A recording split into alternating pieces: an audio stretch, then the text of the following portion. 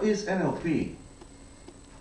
Now, NLP has been around since the early 70s, 1972, founded by Richard Bandler and John Grinder. And coming after them are a host of people who have developed it and brought it to the next level. And some of them have genuinely brought about improvements in NLP, and others have claimed that they have done.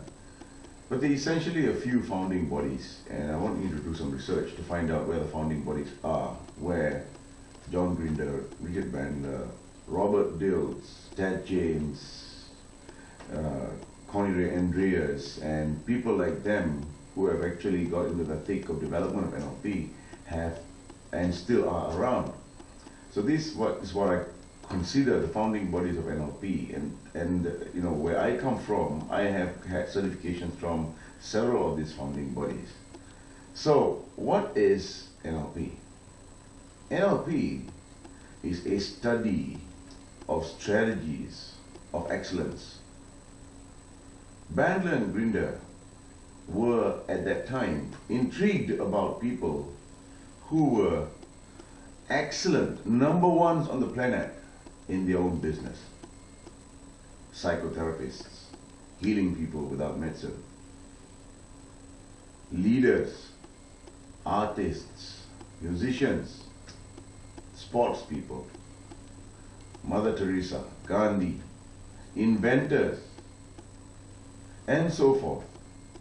So when you ask these people, how is it that you're being the best on the planet?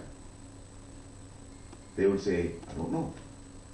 And so Richard Bandler and John Grinder weren't satisfied with that answer. They wanted to find out how they did what they did. So they designed a tool called modeling excellence. And they went out, got permission, set in the premise of those people when they were performing, and what they observed was a few things. All these people had some common traits. Because they're number ones, they're the best on the planet. They made decisions in a certain way. By the way, we are here on this planet to make decisions, aren't we? So they made greater decisions, they made better decisions than most human beings, and they made decisions based on some fundamental, correct ways, powerful ways. And so they use their nervous system to make decisions. And that's where neuro came from.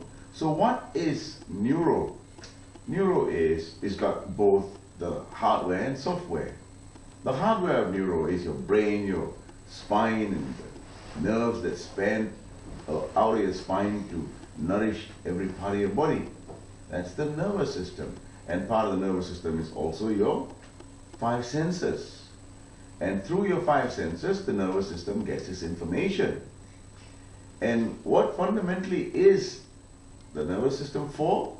It is a communication system. What communication system? Information communication system. So it needs to get information from the outside to make a decision.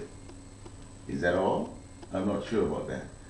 We also are influenced by the information that we have in our nervous system even before we get the information from the outside. Isn't that true? Which means two people can be looking at the same thing, but we could conclude differently. Why? Because the basic information that we have in the system already is different. And we may be saying the same thing, but making a different decision.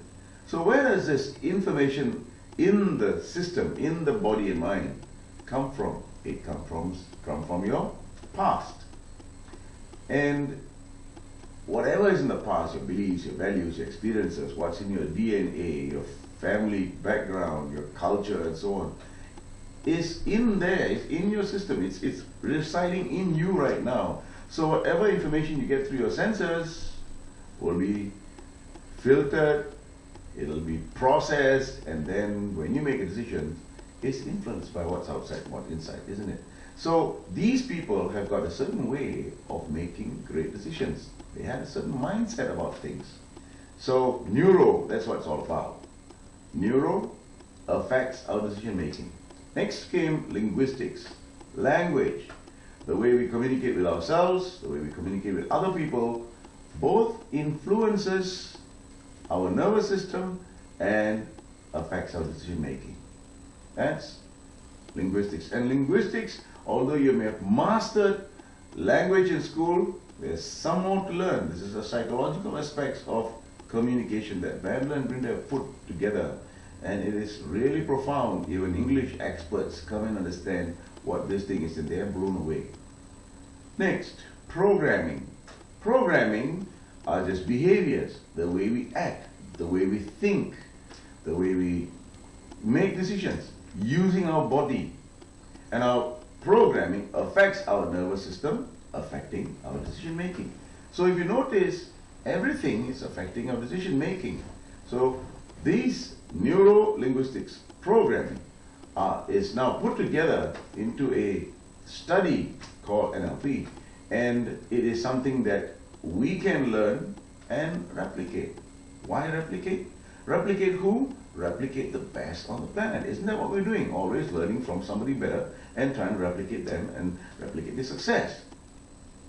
So how I have used it, how leading performance, Rishi and I have gone out there to utilize NLP is to get people to win. That's where it all started, to get people to win.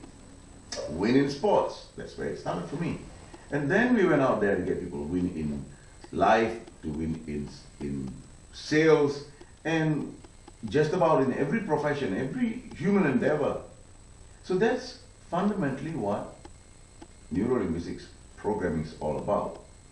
Now to the corporate world, we all have people out there performing in leadership roles, in management roles, in executive roles, and in fundamental doing roles. Why aren't they at their best? Can all of us do better? If the answer is yes, then there is some flaw that is going on that could be tweaked. First, you need to realize that you could do better. And when that answer is a yes, then NLP is by far the most profound mind science that could help you get that answer and to help you move forward in your life. That in gist is what NLP is all about. I'll see you again in the next video. Thank you.